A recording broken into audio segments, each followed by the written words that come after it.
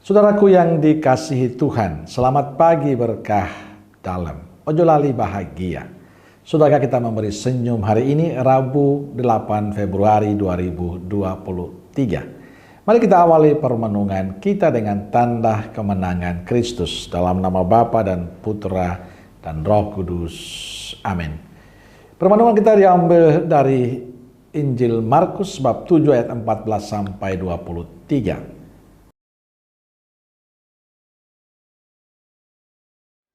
Lalu Yesus memanggil lagi orang banyak dan berkata kepada mereka, "Kamu semua, dengarlah kepadaku dan camkanlah. Apapun dari luar yang masuk ke dalam seseorang tidak dapat menajiskannya. Tetapi apa yang keluar dari seseorang, itulah yang menajiskannya. Barang siapa bertelinga untuk mendengar, hendaklah ia mendengar." Sesudah ia masuk ke sebuah rumah untuk menyingkir dari orang banyak, murid-muridnya bertanya kepadanya tentang arti perumpamaan itu. Maka jawabnya, "Apakah kamu juga tidak dapat memahaminya? Tidak tahukah kamu bahwa segala sesuatu dari luar yang masuk ke dalam seseorang tidak dapat menajiskannya? Karena bukan masuk ke dalam hati, tetapi ke dalam perutnya, lalu dibuang di jamban." Dengan demikian, ia menyatakan semua makanan halal.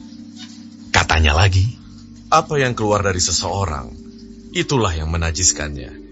Sebab dari dalam, dari hati orang, timbul segala pikiran jahat, percabulan, pencurian, pembunuhan, perzinahan, keserakahan, kejahatan, kelicikan, hawa nafsu, iri hati, hujat, kesombongan, kebebalan.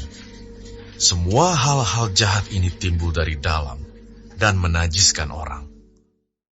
Saudaraku yang dikasihi Tuhan, pada awal Injil hari ini Yesus mengatakan hal penting kepada orang banyak yang datang dan mendengarkan pengajarannya.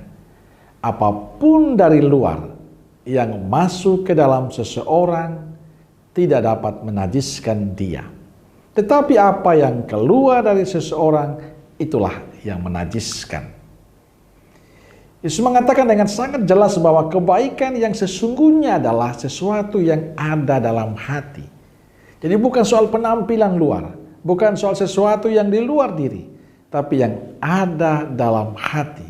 Karena Tuhan tahu apa yang ada dalam hati. Seseorang meskipun ditutupi dengan sikap atau perkataan baik, dengan penampilan yang menarik, seseorang bisa kelihatan benar, menarik, mengagumkan, tapi hatinya belum tentu baik dan tulus.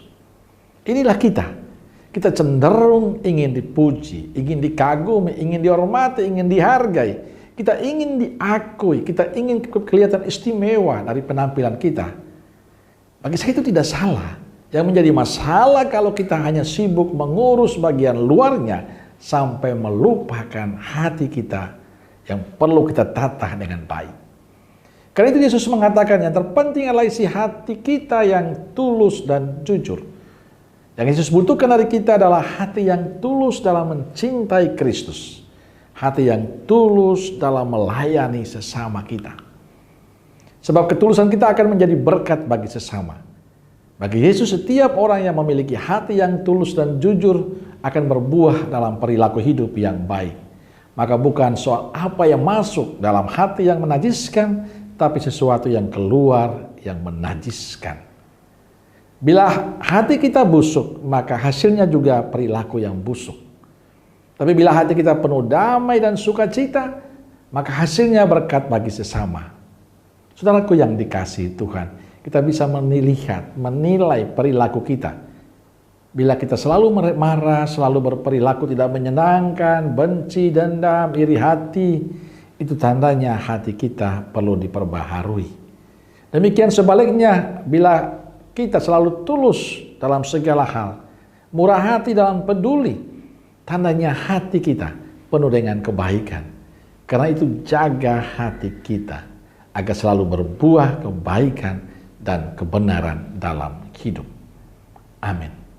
Semoga Allah yang Maha Kasih memberkati kita semua, Bapa, Putra, dan Roh Kudus. Amin. Keluarga Kudus Nazaret, doakanlah kami. Amin. berkah dalam.